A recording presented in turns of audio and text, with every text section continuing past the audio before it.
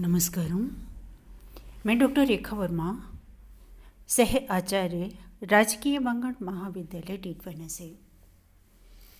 आज मैं बात करती हूँ हिंदी साहित्य बीए द्वितीय वर्ष के प्रथम प्रश्न पत्र में।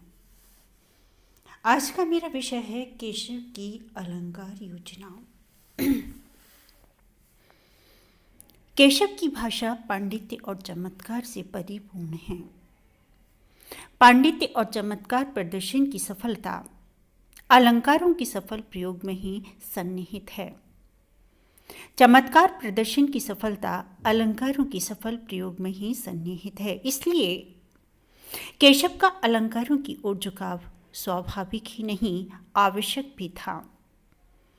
ऐसे तो रसवादी, ध्वनिवादी, रीतिवादी और वक्रोक्तिवादी सभी आचार्यों ने काव्य में अलंकारों को एक विशिष्ट एवं महत्वपूर्ण स्थान दिया है, परंतु अलंकारवादी आचार्यों ने तो उन्हें काव्य का प्राण ही माना है। उनके मतानुसार जिस प्रकार अग्नि का उष्णत्व स्वाभाविक धर्म है, उसी प्रकार काव्य का सहज धर्म अलंकार है। कोई काव्य चाहे कितने ही सुंदर छंदों, लक्षणों, वर्णों और रसों से युक्त क्यों न हो, किंतु जब तक उसमें अलंकार नहीं समाविष्ट हो सकेंगे, तब तक उसमें आकर्षकता उत्पन्न नहीं हो सकती।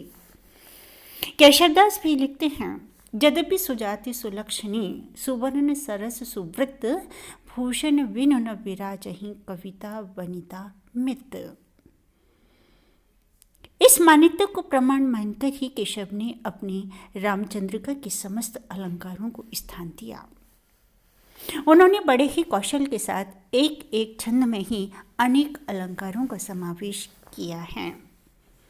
इन अलंकारों को भरमार से काव्य में क्लिष्टता और कृत्रिमता आ गई है, किंतु कवि के कौशलपूर्ण चमत्कारपूर्ण विधान की ओर पाठकों को हठात आकर्षित होना पड़ता है। पंडित जगन्नाथ तिवारी के शब्दों में, कहने की आवश्यकता नहीं कि जिस कवि में चमत्कार विधान की प्रवृत्ति इतनी अधिक प्रबल होगी, उसमें कहीं कहीं औचित्य की सीमा का भी कुछ न कुछ उल्लंघन अवश्य हो ही जाएगा।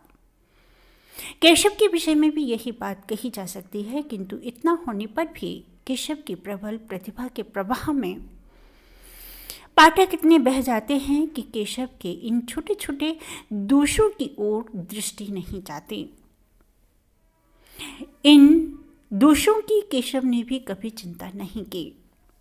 उन्हें तो चमत्कार प्रदर्शन की धुन सवार थी, और उस धुन में कोई अनर्थ भी हो गया हो तो उसका उन्हें कोई भय नहीं था।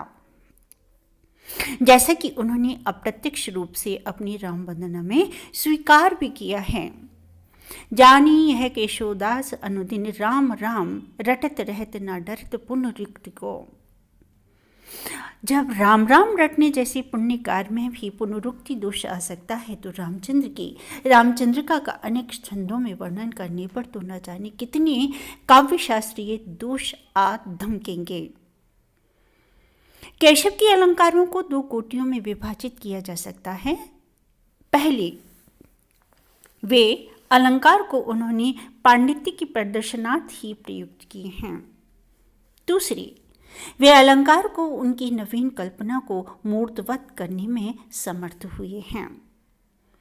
पहली कोटि में उनकी श्लेष, परिसंख्या और रूपक अलंकार आते हैं, तथा दूसरी कोटि में उन्होंने अधिकांश में उपमा, उत्प्रेक्षा, संदेह, विरोधाभास, परिकरांकुर, संबंध, अतिशयोक्ति, अपनाहुति तथा मुद्रा अलंकार से काम लिया है। उदाहरण के लिए यहाँ पर एक है श्लेष की दोनों ही भेद अभंग और सभंग का सफल प्रयोग उन्होंने अपनी कविता में किया है। जैसे, जहाँ वारुणी की करी रंचक रुचि दुजराज, तहीं कियो भगवंत बिनु संपत्ति शोभा समाज। यहाँ पर वारुणी, द्विजराज और भगवंत द्वे अर्थक शब्द हैं। संग सभंग श्लेष का उदाहरण है, भूखन जराए ज्योति तड़ित रलाई है। यहाँ कालिका पक्ष का अर्थ शब्दों को बिना तोड़े लग जाता है, किंतु वर्षा पक्ष के लिए शब्दों को तोड़कर इस प्रकार रखना पड़ता है। भू ख आकाश न जराई ज्योति तड़ी तरलाई है। इस उदाहरण में अपनी शब्दार्थ ज्ञान के बल पर कवि ने पांडित्य प्रदर्शन ही किया है, जिसमें कल्पना की ऊंची उड़ान पर भी मार्मिकता और हृदय गमता नहीं आने पाई है।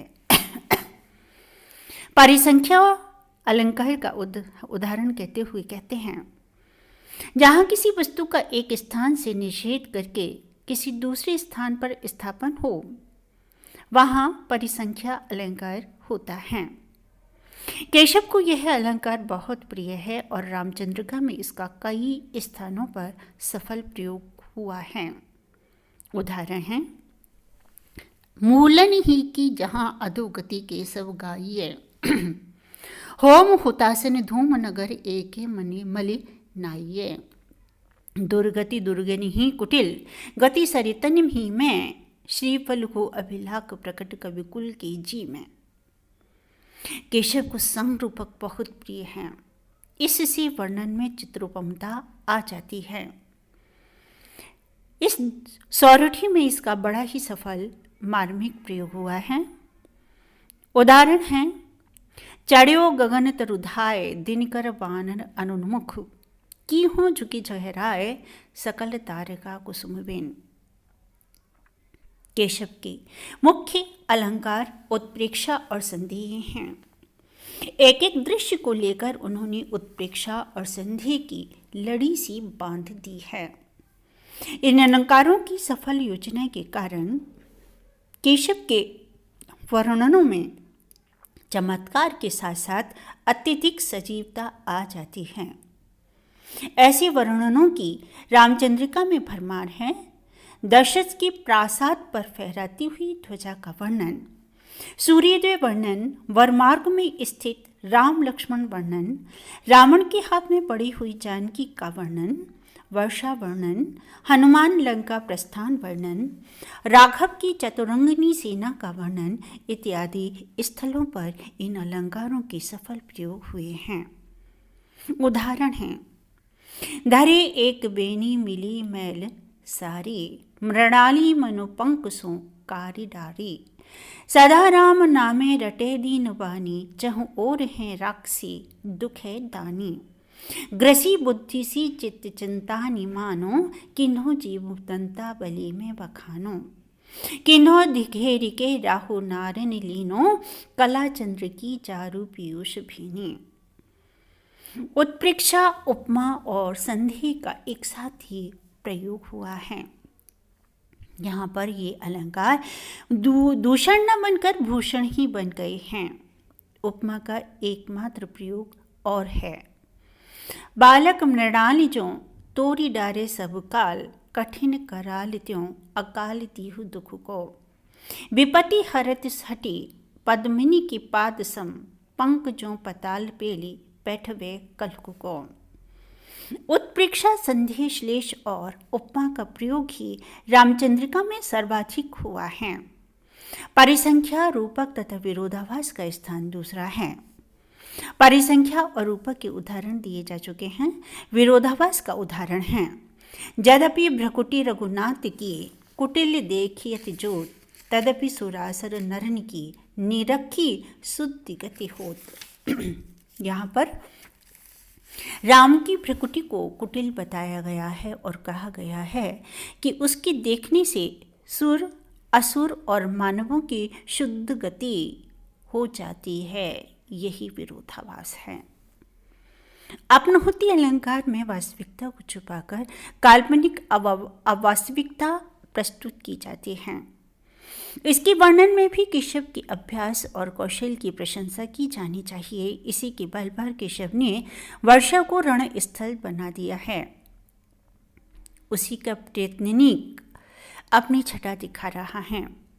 बट चातक दादुर मोर न बोले, चपला चमके न फिरे संग खोले, दुतिबंतन को विपता बहु कीनी, धरनी कहे चंद बधु धरी दीनी। मुद्रा अलंकार के प्रयोग में कवि का कोरा पांडित्य प्रदर्शन है और उसने आलोचकों को कटु आलोचना का विषय प्रदान किया है। उदाहरण है, पांडव की प्रतिमा सम लेखो, अर्जुन भीम महामति देखो। चमत्कार प्रदर्शन की मोह में पड़कर केशव ने यह भी ध्यान नहीं रखा कि अर्जुन भीम आदि पांडव राम से बहुत बाद में हुए थे। इसी प्रकार दंडक वन की शोभा का निम्न शब्दों में वर्णन करते हुए लिखा है। शोभत दंडक की रुचिवानी, भांति भांति सुंदर घनी। एकदम मुद्रा की मोह में पड़कर निम्नलिखित वर्णन द्वारा उसकी भयंकरता सूचित करते हुए अनर्गल और असंगत बात कही है। बेर भयानक सी अति लगे, अर्क समूह जहां जगमगे। इस प्रकार से रामचंद्र की अलंकार योजना काफी समृद्ध और विस्तृत है। संस्कृत काव्य शास्त्रों में वर्णित सभी अलंकारों का केशव ने हिंदी में सफल प्रयोग किया है, किंतु कहीं कहीं कवि में अलंकारों के प्रति इतना दुराग्रह आ गया है कि उसने भावों की हत्या कर दी है। पर ऐसे स्थल बहुत कम हैं।